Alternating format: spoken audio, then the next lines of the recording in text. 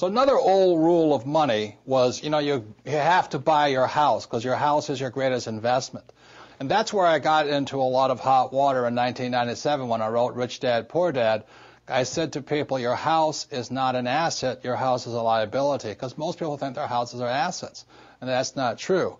So the old rule of money was to buy a house, and the new rule of money is you have to know the difference between an asset versus a liability.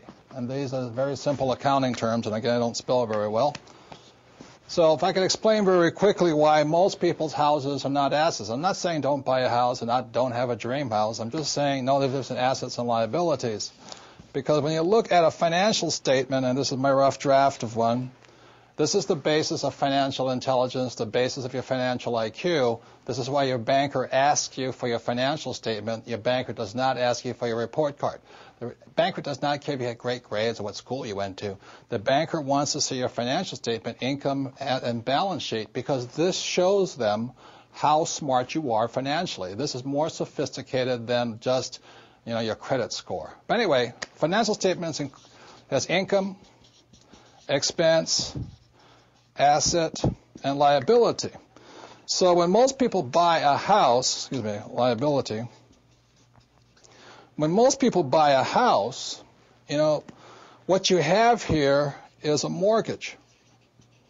And it looks like you have a house here, which is an asset. But that's not really accurate. What determines if something's an asset or liability is the most important word in financial intelligence, and the word is cash flow. And we ask any accountant how important this is. So as a young boy, my rich dad very simply said, assets put money in your pocket. Cash flows into your pocket. And a liability takes money from your pocket. So if you're truthful about it, you say, well, does my house take money from my pocket? And I would say for most people, every month their house takes money from their pocket. And then the savers say, but my house is paid off. I don't have a mortgage on it. But you still have expense, insurance, and upkeep. So the house is taking money from your pocket. So my point here is this. If I have a house and money is flowing out of my pocket, that house is a liability. So my personal residence, my home, is a liability. Now, I love my house. I want you all to have your dream houses and all this. But I don't call my personal residence an asset. It's a liability. It's about $15,000 every single month. Whether I make money or not, the bank still wants to get paid, taxes still want to get paid, and all this. Now, if I have an apartment house or a single-family house, and every month my tenant pays me money, then that same house is an asset. So now, let's say the tenant walks out and stops paying me. That's when the house turns into a liability because I have no money coming in.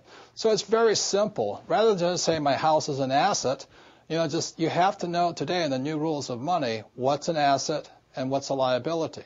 Very simple rules are assets put money in your pocket and liabilities take money from your pocket. So when I ask most people, if you stop working today, how much money keeps going out? Where that money is still going out, it's a liability. And if you stop working today and money keeps coming in, that's an asset. Money is coming into your pocket. Assets put money in your pocket and liabilities take money from your pocket. The reason my wife and I could retire when we did at a relatively young age, we had more assets than liabilities. The reason people are in trouble today, they have more liabilities than assets. So if you're going to be rich today, don't just say my house is a good investment. You have to ask yourself, is my house an asset or a liability? My wife and I have two houses, one regular residential house, one vacation house, but we have several, I think we have about 1,000 to 1,500 apartment units that every month put money in our pocket. We also have stocks that put money in our pocket. We also have oil investments that put money in our pockets. So I work very hard at acquiring assets and minimizing liabilities.